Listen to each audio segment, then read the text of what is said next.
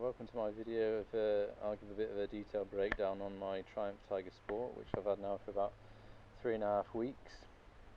Very happy with the bike. As you can see, it's a stunning bike.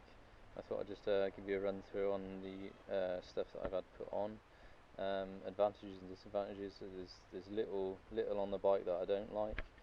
As I said, I've had the bike about 3.5 weeks. I've not exactly run it completely in yet. I still need to get a few Ks on it before I can really open it up, but the power delivery on it's fantastic.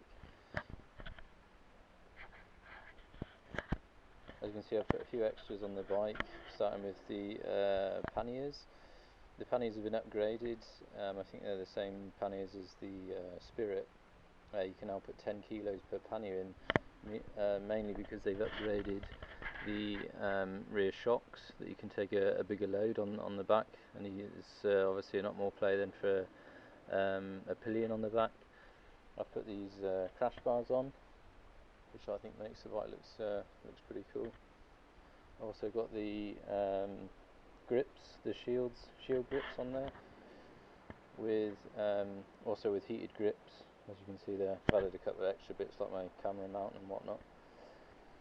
I've ridden the previous model, the 2012 model, which has got 10 less PS. They've obviously upgraded they've given it an extra 10 brake horsepower just for the plain fact that they've put bigger intakes, air intakes on the front of the bike. Upgraded the airbox, and it's basically just a freer flowing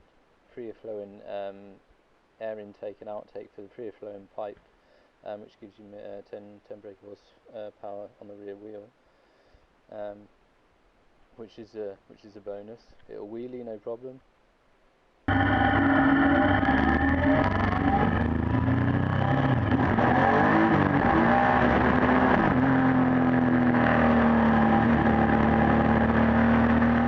around the bike's had a totally new restyle to the old bike. They've stripped, I think, 10 kilos of weight from the previous model, the 2012 model. And backwards, as I said, 10 more brake horsepower, so you get a lot more power from the bike, a lot more torque, as you can see. I've upgraded the exhaust to a narrow exhaust, which gives it a much better sound. It's a great sounding bike as it is with the inline triple. The motor's got a great sound, and when you really crank it up, I mean, I've only had it up to about 7,000 revs due to the fact I'm still running it in, but it gives it a great sound. The bike has also been changed. It's got now a single-sided swing arm, which looks much more sporty. Obviously, you've only got there it is on the left-hand side. The only thing that I didn't like on the bike, which I've had to upgrade, is these mirror extensions. With the original mirror and its mount, the mirrors are much too short. Especially on the motorway, you're having to really sort of duck down to check what's coming out behind you, which I thought was a bit of a shame. But as I said, I've whipped these extensions on, and it's much better. Pretty much everything on the bike has been looked at and upgraded. You've got upgraded front brakes. The ABS has been upgraded. As I said, the air intake and a freer flowing pipe with the extra 10 horsepower. And obviously the styling on the bikes, it comes in white and black, as I've got it here, or red and black. Looks great, I think. Another useful thing on the bike is that they've now updated the computer. You've got your usual trip 1, which gives you, and trip 2, which gives you obviously your fuel consumption and whatnot, time. How many miles you've got left on the tank, which is a good feature. So you've got trip 1 and trip 2. You've also now got a setup in the menu, which you can flick through. It'll tell you your next service interval. That's your indicator auto. Basically, when you turn your indicators on, it will go off automatically. Once you've knocked it up into second gear, they go off automatic, so you can't leave your indicator on, which is a good feature, which you can turn on and off. That's your unit setup, miles or kilometers per hour. Time setup. You can also turn your ABS on and off, which is that, or is that the service interval? Don't know. I've not had a flick through it all yet, but and that's your return to the panniers are the same now as on the Explorer. You've got this line that runs in between the two panniers, which enables your panniers to move. So as your left one moves in and out, your right one does as well. It's a bit of a pain getting them on and off, which it took me a while to figure out.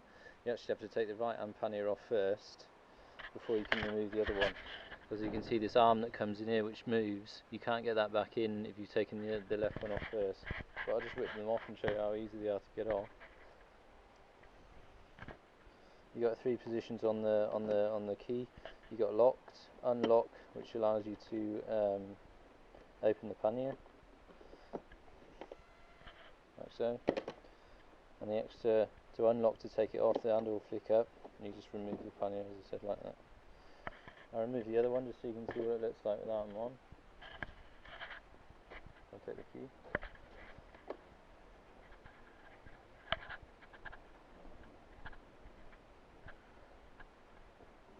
Same again, 2 locks, and they just literally lift off.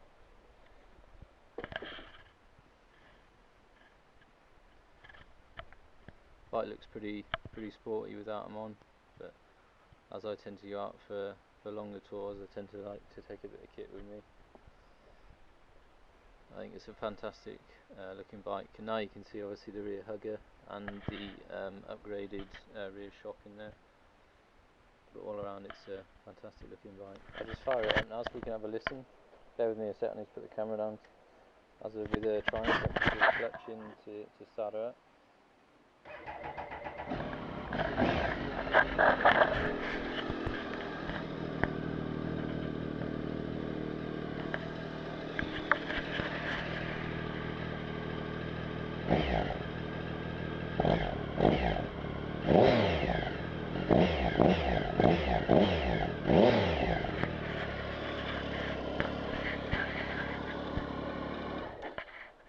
As you can see, it's got a great sound on the pipe, which is a bonus. I changed the clutch and brake levers on the bike for these LSL shorts, which are fully adjustable. Because I've got quite small hands, you can obviously adjust them to your needs. If you've got larger hands, you can move it back, obviously, and the same for the brake lever on the other side. The bike's had a full new facelift on the seat. It's got a much more sort of ergonomic, thinner seat than the previous models. It's got a raised part, obviously, for your pillion, that it's more comfortable. But I can sit on that all day and not have any dramas with knee ache or whatnot. It's a very comfortable bike, meanwhile keeping the sporty effect with it. Well, thanks for watching, guys, and I'll get back out on the bike soon when the weather's a bit nicer. I'll hook up my mic jack and give you a more of a detailed video while on the road, just so we can see what she can do. Thanks for watching.